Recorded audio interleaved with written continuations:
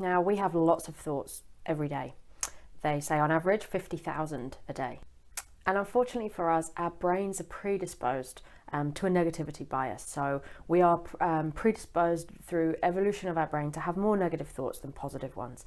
And this was great in times of saber-toothed tigers and when we were all cavemen and we were always on the alert and looking out for what bad things could be around the corner because it saved our lives. But less helpful now when we have so many other outward stresses in daily life.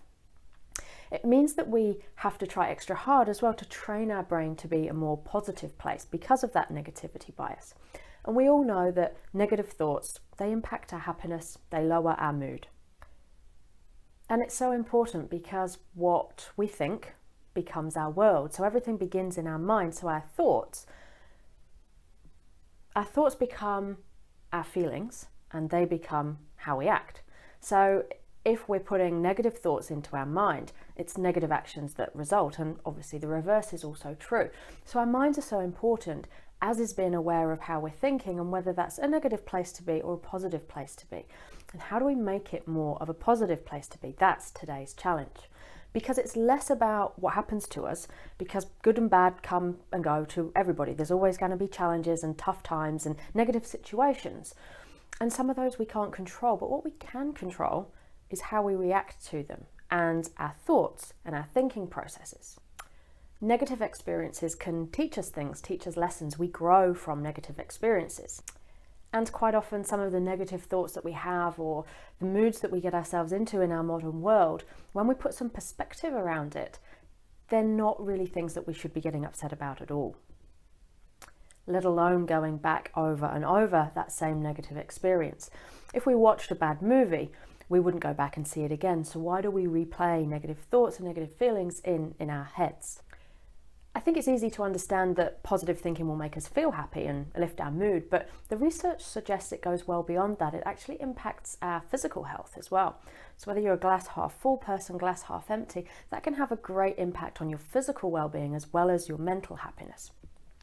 There was a 30-year study done by the Mayo Clinic that actually showed that optimists, people that think more positively, have a 50% lower risk of death than pessimists. That's great news if you're a glass half full kind of person, but what if not? What if you have that negative bias and that tendency towards the glass being more half empty? One of the skills that I learned from Buddhists was applying opponents. So this is when we feel an emotion, a negative emotion or a negative thought arising, actually applying an opponent to that and putting some perspective around it. So a good example might be when we hear of someone in our town that's won lotto and we get that jealous feeling that arises. Why couldn't it have been me? Why did they deserve it? And we feel jealous that they're the ones that have won the money and we haven't. And applying an opponent in this case might be us actually noticing that we're feeling that jealousy and then thinking, well, how can we be happy for them? How can we, maybe they're a family that have worked hard all their lives. They're going to give some of the money to charity. Maybe there's some good that's going to come out of it. How do we change that jealous feeling to one of actually being able to celebrate in their joy? Because that makes us happier as well.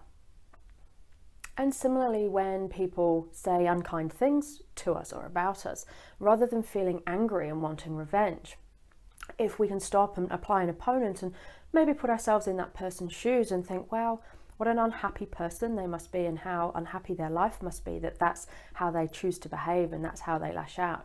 That's another example of applying an opponent. And it's not always easy, it takes a lot of practice, but it's one of these things that can help train our brains to be more positive and make it a lot more happier place to be.